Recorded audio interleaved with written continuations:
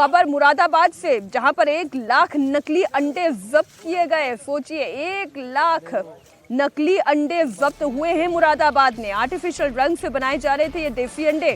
नकली अंडों को जब्त करके गोदाम सील कर लिया गया है।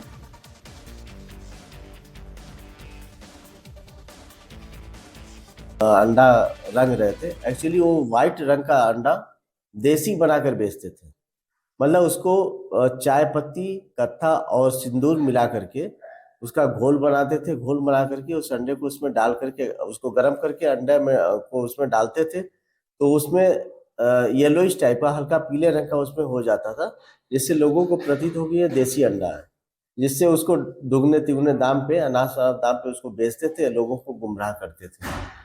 और ये बहुत ही नुकसानदेह है, क्योंकि उसमें सिंदूर में लेड होता है। लेड हमारे बॉडी में किसी प्रकार से पहुंचे वो काफी हानिकारक होता है।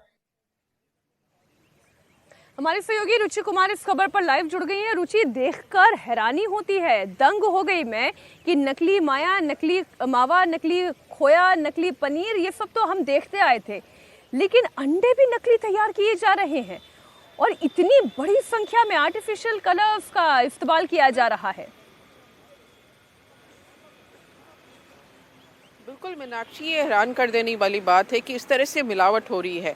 अगर यूपी में पिछले कुछ दिनों के आप आंकड़े निकालेंगे तो करीब 900 कुंतल, 1-2 कुंतल नहीं, 900 कुंतल नकली सामान, जो खाद्य सामग्री है, उसको या तो जब्त किया गया है या नष्ट कराया गया है। करीब 100 कुंतल तो ऐसा था कि बिल्कुल भी खाने योग्य नहीं था, तो उसको वहीं पे उसी जगह पे नष्ट करा दिया गया। बाकी की क्योंकि एक प्रोसेस होता है, उसकी जांच वगैरह होती है, लेकिन गंदगी है, मिलावट है। बड़ी बड़ी मिठाई की दुकानों पे हमने हाल के दिनों में देखा कि छापे पड़े। लखनऊ में कल बड़े बड़े मॉल्स पे छापे पड़े, तो वहाँ भी मिलावट, गंदगी मिली है। और बड़ी मिलावट पनीर पे भी हो रही है, तो पनीर की बहुत जांच की जा रही है, क्योंकि जितनी खपत पनीर की है उतना पनीर हो नहीं सकता। तो कर क्या रहे हैं कि जो टोफू होता है उसका पनीर बना के बेच रहे हैं। अब टोफू का बेचिए तो वहाँ तक तो गनीमत है मीनाक्षी, लेकिन टोफू में क्योंकि सोयाबीन का होता है तो उसमें थोड़ी सोयाबीन ऑयल की स्मेल होती है और उसका कलर हल्का सा पीला होता है, जबकि आप अगर पनीर लेंगी तो वो तो सफ़ेद आपको चाहिए। तो कर क्या रहे हैं कि उसको केमिकल डाल रहे हैं, उसमें फॉर्मेलिन डाल रहे हैं, उसको सफ़ेद कर रहे हैं, उसकी महक निकाल रहे हैं, और ये सब केमिकल्स हमारी बॉडी के लिए, हमारे बच्चों की बॉडी के लिए बहुत ही ज़्यादा खतरनाक है मीनाक्षी। ये तो दहशत से भर देता है। रुचि, बहुत शुक्रिया आपका पूरी जानकारी के लिए। आरती जी, ये खबरें तो दहशत से भर देती हैं। क्या पता हम आप किसी शादी में खाना खाने के लिए जाएं और वहां पर जान के लाले पड़ जाए, क्योंकि भाई खिला तो रहा है अगला व्यक्ति बड़े मन से, बड़े प्रेम से, लेकिन उसे क्या पता कि जो पनीर आ रहा है उसे बेचने वाला शुद्ध बेच रहा है या अशुद्ध है। सिर्फ शादियों की बात नहीं है मीनाक्षी, आप किसी भी रेस्टोरेंट में चले जाइए, ढाबे में चले जाएं, या आम जनता जो खरीद रही है, आज कोई गारंटी नहीं है कि आप वाकई पनीर है तो पनीर ही खा रहे हैं, दूध पी रहे हैं तो दूध ही पी रहे हैं। कुछ भी हो सकता है। सिर्फ हम जहर हवा से नहीं ले रहे हैं, हम खाने में भी ले रहे हैं, पानी में भी ले रहे हैं। इसीलिए मुझे लगता है कि देश का जो पब्लिक डिस्कोर्स है, जो वाद विवाद जो चल रहे हैं, वो असली मुद्दों से बहुत परे है, बहुत दूर है। जो आम जनता की चिंताएं हैं वो कोई सरकार न सुन रही है, न जानना चाहती है, और ना ही उसके बारे में कोई हल निकालना चाहती है।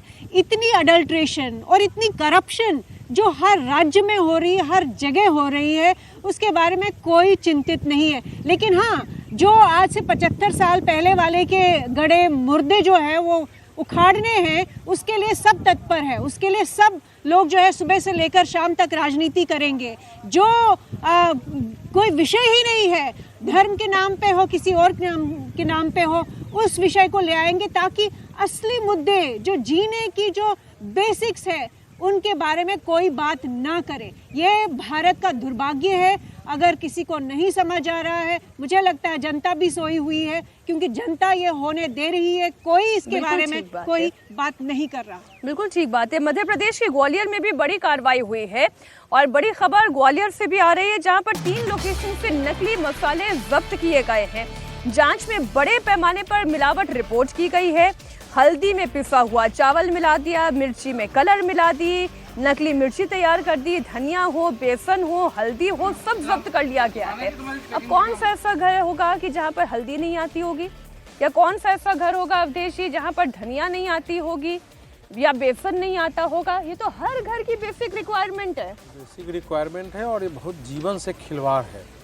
मिलावट तो किसी मनुष्य के जीवन के साथ उसके जीवन को रिस्क में डालना है, ये असाधारण स्थिति होती है। लेकिन हमारे देश में अब लग रहा है आपने पूरे देश भर से ऐसी खबरें इकट्ठा की है, इसलिए इस समय ये खबर बन गई, नहीं तो छोटी मोटी घटनाएं होती रहती है, लोगों के ध्यान में भी नहीं आती है। अगर हम मसाला खरीद रहे हैं उसमें मिलावट है, दूध खरीद रहे हैं उसमें मिलावट है, अगर हम खोआ खरीद रहे हैं उसमें है, पनीर खरीद रहे हैं उसमें है और वो स्वास्थ्य के लिए हानिकारक है। देश में इतने लोगों को कैंसर हो रहा है, लीवर के पेशेंट इतने भयानक हो रहे हैं देश में, अलग अलग इंटेस्टाइन की इतनी बीमारियां हो रही हैं, इतने तो जाहिर है उसके पीछे ये सारे कारण हैं। अब कैसे हो रहा है इतने बड़े पैमाने पर बिना प्रशासन के मिली भगत के? सरकारों को पता है, इसके लिए कानून है, फिर भी अगर हो रहा है तो इसके लिए किसको जिम्मेवार माना जाए? मुझे तो ये लगता है ना अवधेश जी, कई बार ये जो मिलावटखोर है इन लोगों को फांसी की सजा दी जानी चाहिए, क्योंकि ये भी मौत ही दे रहे हैं। मौत भी दे रहे हैं तो ऐसी मौत है ना जो आदमी कष्ट सह के ही, जल्दी मौत भी नहीं होती है। अगर जो मिलावट की चीजें वो उपयोग करती है वो रिएक्शन में कौन बीमारी शरीर में पैदा करेगी, हमारे किस अंग को, किडनी को डैमेज करेगा, लीवर को, आंत को, हार्ट को, माइंड को, आंख को कहाँ डैमेज करेगा, किस सेल्स को डैमेज करेगा, ये किसी को पता नहीं होता है। और फिर जब ये चर्चा होती है कि देश में कैंसर के मरीज बढ़ते चले जा रहे हैं, क्यों बढ़ रहे हैं? जब मिलावटी खाना खाएंगे तो कैंसर ही होगा।